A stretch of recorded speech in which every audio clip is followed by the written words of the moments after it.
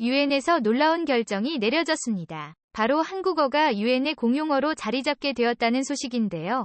일찍부터 공용어 자리를 노렸던 일본은 한국의 공용어 채택 소식에 망연자실했다고 합니다.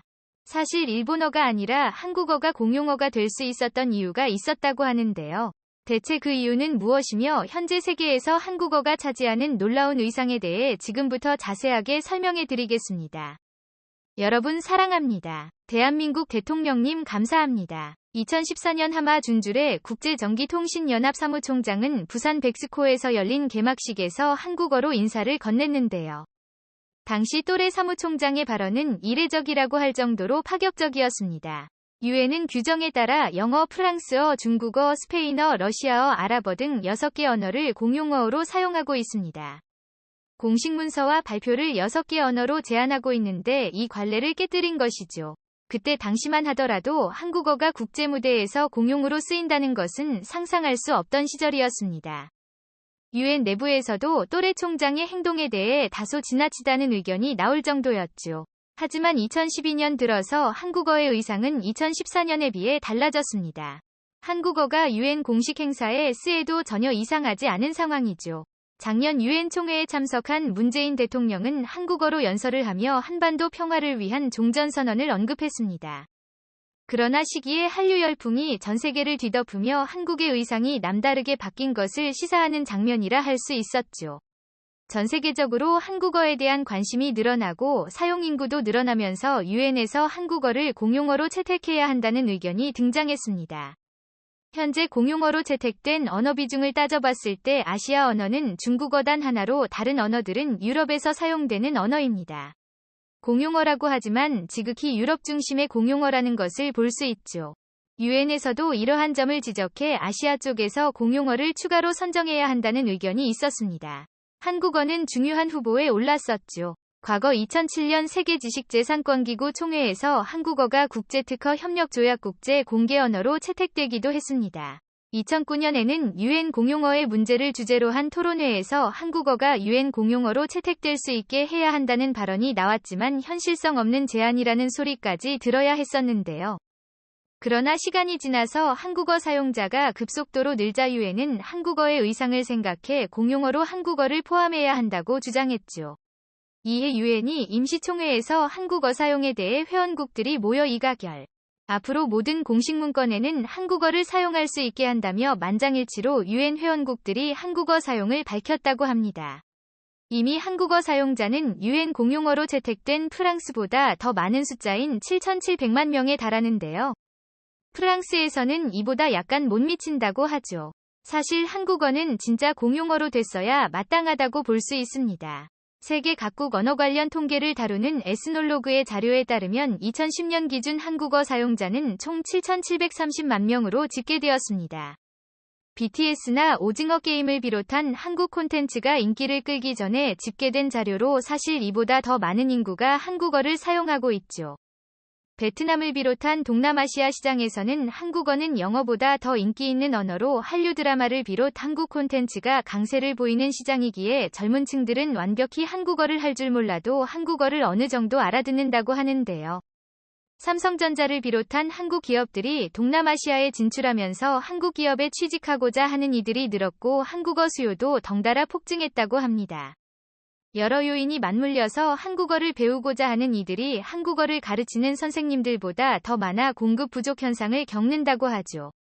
심지어 베트남 현지 가수가 베트남어로 발매한 가사에 한국어를 사용해 인기를 끈 일도 있었습니다.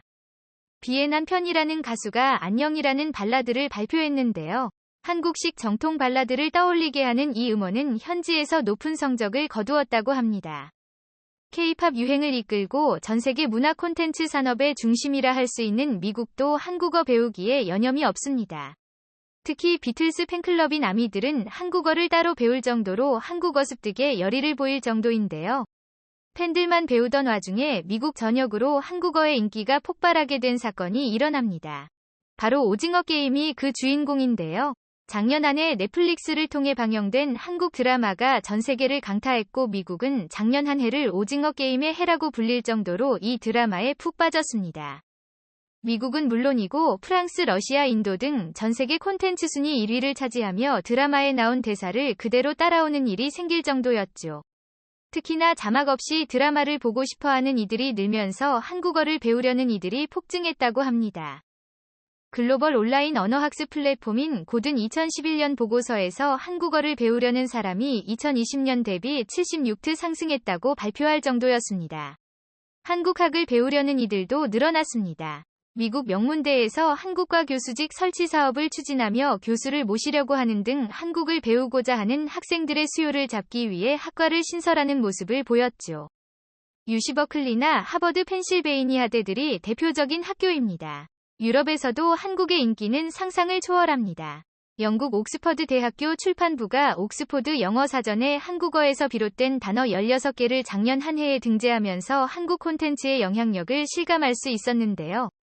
한류에서부터 치맥 등 한국에서 사줄 수 있는 단어가 등재됐으며 흔히 한국에서 자주 쓰이는 대박과 같은 표현도 기재되어 피상적으로 한국어를 등재한 것이 아니라는 것을 잘 알 수 있었습니다. 유럽에서도 BTS는 놀라운 인기를 기록하고 있는 보이밴드인데요. BT의 소속사인 라이브가 현대를 위해 한국어 교재를 출판하자 순식간에 매진 행렬을 기록. 이 책에 나온 한국어를 공부해 인증하는 일이 SNS에서 화제를 끌며 한국어 단어가 SNS를 점령하는 기현상이 일어났죠. 덕분에 전 세계 세종학당은 한국어의 인기에 힘입어 연일 매진 행렬을 기록하고 있죠. 이집트의 경우 세종학당이 수용할 수 있는 최대 인원이 120명이지만 대기자 수는 2,800명을 기록할 정도로 인기입니다. 터키의 경우도 230명 정원에 2,500명이 대기를 하고 있고 러시아 세종학당에서도 한국어를 배우기 위해 밤을 새서 대기줄에 있을 정도라고 합니다. 그야말로 수요에 비해 공급이 못 따라가는 현실이죠. 세종학당에서 현지인들을 대상으로 한국어를 가르치는 30지강사는 외국에서 한국어가 인기인 이유는 배우기 쉽다는 점도 있다는 것을 강조했는데요. 다른 언어와 달리 일주일 정도면 읽고 쓰기가 가능하고 학습하기 쉬운 콘텐츠들이 널려 있기에 배우기도 좋다는 장점이 있는 것이죠. 인도에서는 한국어를 제2 외국어로 채택하는 모습을 보였는데요. 중국어를 제2 외국어에서 제외하고 한국어를 배우도록 정부에서 권유할 정도로 한국어는 남다른 인기를 자랑하며 저변을 늘리고 있습니다. 당연히 한국어가 세계적인 인기에 힘입어 공용어가 될 수밖에 없는 것이죠. 한국어가 순식간에 공용어의 위치까지 올라가자 이를 질투한 국가가 있었는데요. 바로 일본이었습니다. 사실 일본은 한국보다도 먼저 UN 공용어가 되기 위해 로비를 펴졌습니다. 1980년대부터 일본은 UN 분담금은 물론이고 세계적인 영향력을 고려했을 때 일본어가 공용어로 채택되어야 한다고 주장했습니다. 하지만 UN은 일본의 제안을 단칼에 거절했는데요. 일본어가 가진 한계 때문이었습니다. 세계적으로 많은 인구가 사용하지 않는 것도 있었고 한정된 곳에서만 사용할 수 있다는 점 역시 문제였지만 무엇보다 중국어와 흡사하게 한자를 많이 이용하는 것이 결격 사유였죠. 중국과 유사점이 많아 채택하기 곤란한 것이었습니다. 일본은 그럼에도 불구하고 로비를 통해 지속적으로 일본어를 공용어로 채택하기 위해 노력했지만 번번이 거절당했습니다. 그런데 자신들보다 뒤늦게 공용어 추진을 했음에도 불구하고 일본보다 먼저 공용어 지위에 오른 한국에 대해 일본은 분노할 수밖에 없었습니다. 한국어는 세종대왕이 창제한 언어로 과학적이면서도 쉽게 배울 수 있는 언어이기에 많은 학자들에 의해 그 우수성을 인정받았습니다.